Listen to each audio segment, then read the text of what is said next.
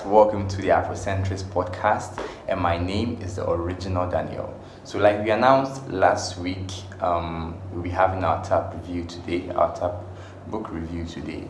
And for those of you who are joining us for the first time, this is the Afrocentrist podcast. Do well to subscribe and share and like and comment and feel free. If Adriel was here, she'll do the robotic hands like, welcome to the Afrocentrist podcast. But it's not my thing. So today's book is What Every Child Must Know, which is, to me, a very, very important book. This book actually does justice to things that we find difficult to say to our kids, and then we are not doing, like things that we need to do, but we are not doing. Yeah. And it's more of a collective work between the Fight Against Rape Initiative team and then More Than Rubies ministry. Yeah. But then the brain behind this work, the brain behind this initiative is the one and only Adejoke Aganran. Yeah. So this is a masterpiece. I enjoyed reading it. I don't know, the illustration, the pictures, the graphics, everything. It was something that would make you it is something that would make you want to keep on reading and not stop. Like, I enjoyed it, even though it looks a bit more like a kid's book, but I enjoyed every bit. Anyway, I'm sure most of us have been in situations where we want to have the talk with our kids, and then we don't know what to say or how to present the matter before them. Africa and the way everything is. Some things sound a bit more like an abomination or a taboo, things that shouldn't even cross your mouth. If you cross your mouth, you are in trouble. So because of this and this mentality, it has led us to not conscientizing our kids on what is most important, because one wrong step and then your whole life is ruined. Like this is very, very serious. Yeah, so I think I like this book. I know I like this book. I know I like this book, and I really wanted to go far. It's already making waves, but I wanted to go far and beyond because everybody needs to read it. It's very, very important, and for parents, not just for kids, but then for parents, if you don't know how to present stuff like this to your kids, it's more like a guideline on how to start and how to make them understand. Kids at their formative stages tend to take on whatever they see or whatever they observe. So if you raise a kid in probably a place where the norm is to smoke, the norm is to smoke, they'll grow up to become smokers because it's something they see every day. It's a routine. It's become a norm for them. So there are some things that, as parents or as guardians or as teachers in schools or at home, we should teach our kids. It's very, very important. If not, they'll end up learning it from the wrong places. Yeah. So I really want this book to go far, and it started with talking about who a child is. That is how detailed it is. Explain who a child is. So it's important that when you're educating your kid, you don't go about things like, it's cool, like saying these are oranges and it's cool, but then sometimes we need to give them a little more vivid illustration. Yeah. So this book helps you if you think you don't know how to go about it, if you think you don't know how to say to them, you know how to open up or educate them in that sense. This book can help you. It explains everything: who a child is, what sexual abuse is, what child sexual abuse is, what is sexual contact, what do you do, and what is how do you define sexual contact? What is sexual contact? So who is an abuser? Red flags. This was actually my favorite part because there are some things that we do that have become very normal now, and then we overlook them, but then there are the reasons why our kids get into the situations they get themselves into. So there are things that we should look into. Red flags, like for example, this uncle is like, oh Chiamaka, or oh Ama, come and sit on my lap. Like, you get it. Okay, so that's one of the red flags. These are the things that when a kid does for a while, it tends to become very normal to them until what happens to them happens to them. So, and this very, very common one, like we do as Africans, like we see kids around, an older person will be like, hello my wife, hello my husband, and all that. Like, they are not your husband, they are not your wife, so you shouldn't, don't do that. Like, I like how straightforward this book is. Like, it gives it to you straight, and I said this thing you are doing is not right. It doesn't massage you and be like, nah. It tells you like, this thing you are doing is not right, do it this way. If you want the betterment of the child, you should do it this way, because these are the little things that lead to teenage pregnancies. And then teenage pregnancy, we all know, can easily ruin a child's life. Like, it's on the rise now, especially in Africa. It's on the rise. That's why I wouldn't like to compare us to Western kids, but they know these things. Like, at a very young age, a kid knows what this is. He knows what this part means or what it's used for. They understand it. So I think that is one thing that we should adopt and use. It will help us if we train our kids. And people are actually excited about that, but then they don't go through it the right way. You understand? So this book will help you follow the right it's more like a guideline, to how to educate your kid, because if you overdo it, it's also bad. So you see, they are delicate and they are fragile at certain stage. As they grow, they are fragile. So we have to know how we talk to them, explain to them.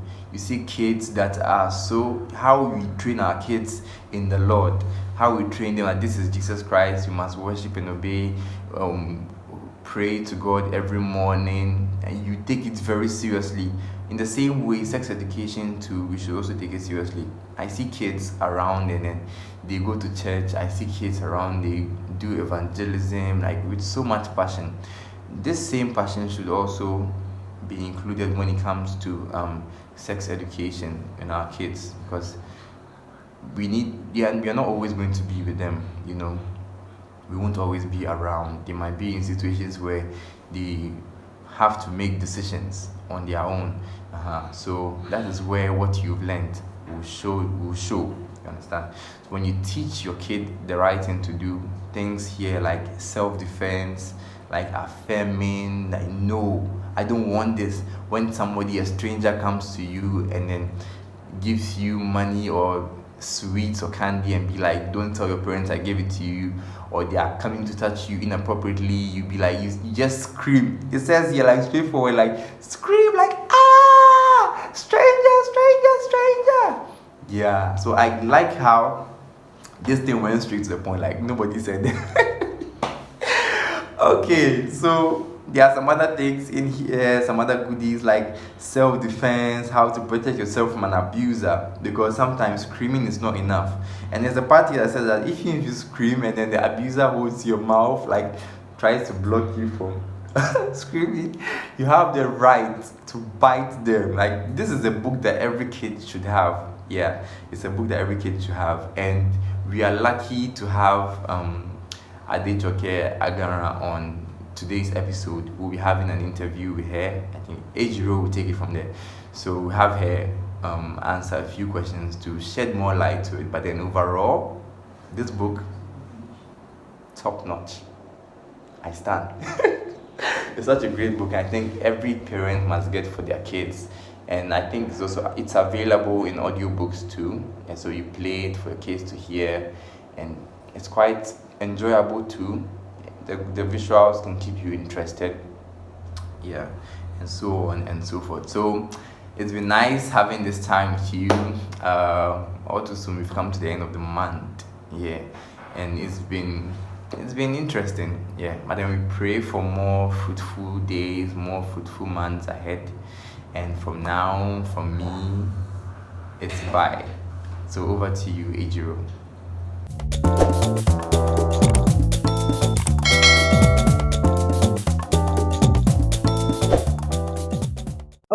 right. Thank you, Daniel, for that sweet review of this book. I mean, it's a short book, but I love the simplicity of it. And so today we're here with the author of the book, Adejoke Aganran. How are you doing today, Adejoke? I'm very well. I'm good. Thank you. How are you doing? I am awesome. Thank you so much for asking. Okay, so we just did a short review of the book that you wrote for kids about sex, and sex abuse. Number one, why did you choose that topic? Or why was it important for you to write a book about it? Okay, so first of all, I want to say thank you to you for helping us with the book, for converting it to audiobook. Thank you so much for being so kind. So what happened was that we have a ministry, we call it More Than Rubies. And in More Than Rubies, what we do is we teach children, teenagers, and young adults about sexual purity and holiness. So at that time, we had a session for the children. In fact, I was thinking about it today and I thought that it was a little bit too much. It was during the pandemic when everybody was home. And then we wanted this avenue where because normally, the subjects about sex is something that some parents find it hard to discuss with their children. So we wanted to help parents because it has become a cultural thing that sex is kind of like a taboo in some homes. And some parents are just not, they just don't know how to go about, they just don't know how to start. They really want to, but they don't know how to. So we started a WhatsApp conversation with parents during the pandemic, and we're able to teach children about sexual purity through their parents' phone. And so because we're involving their parents in it, their parents knew what we're doing. And then when we had assignments for them, their parents would run them through it. And so it made it easy for them to discuss with the parents that, okay, so what did Auntie teach you today? And they're like, we learned about sex. And so they started talking about it like that. And I'm sure that now it's no longer a taboo for some of them that didn't know how to talk about it. So we had this session for 3 days straight where we're teaching children about sexual purity. And at the end of the session, we decided to do a compilation of all those 3 sessions to make it into a book. And so that's why we have. Wow, that's amazing. Thank you for sharing. I mean, that's really good because I think this is one of the things that the pandemic did for us, right? Because I feel like before the pandemic, you might not have thought about, or you might have thought about it, but thinking of, okay, how are you going to gather the children together and then have their parents involved in the whole process? But because we had no place to go, you leverage on Right. technology and you were able to achieve this amazing work. And I remember that, while working on the audio of this short book, it was intended to be shared for free. Yes. Students, Yes. please tell us about the work that you are doing. How did that go? And where are you at now with your foundation or with this movement? I think that's More Than Rubies, yeah? Yes, More Than Rubies. Okay, so the plan was actually to share the books for free, which we already started to do with the ebook and the audio book. But the thing is that we feel that we just want every child to have access to this book. We are just starting now. This is our first book, and we want to, like my coach would say, pour water on the ground and really just let everybody have access to the book and know how much value is in it. Because that a lot of people, a lot of parents, or let me say some parents actually do not consider this a subject that has to be taken so seriously. So in the book, you see that in the beginning part, there's a scripture that it opens with, which is train up a child in the way it should go. And train up a child in the way it should go is not even talking about just scripturally or formal education. It also includes teachings about sexual purity as well, because the scripture says if you teach them this way, when they grow up, they won't depart from it. So it's very good that they all have access to this knowledge. So we just wanted everybody to just have access to the knowledge. And when it now becomes something that, they now understand how much value it is, because truth be told, a lot of people do not think it is that important.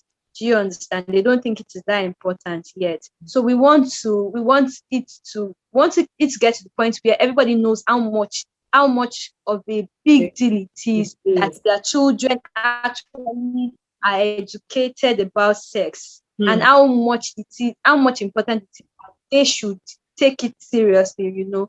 So we just want that to happen. And that's why we said, okay, we're going to distribute this for free and let's see how it goes today.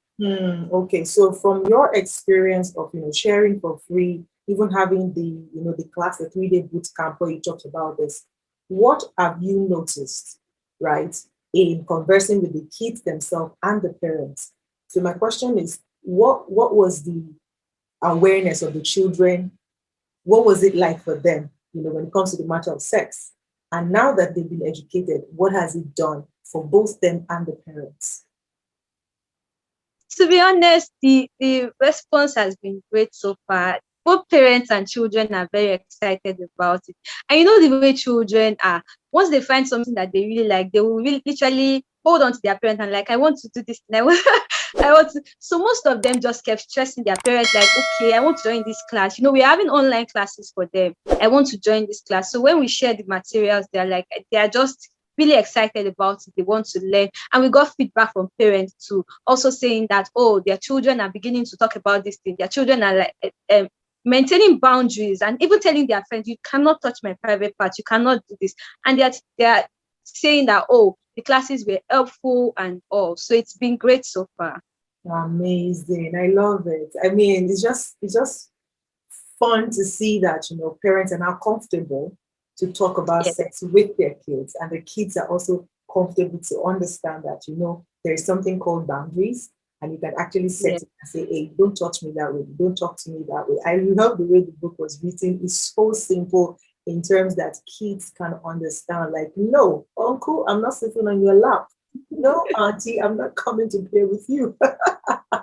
I love it. And other than this work that you do with Modern Rubies, what other projects are you now working on moving forward? What should we expect from Modern Rubies and Adejoke Aganran as a brand?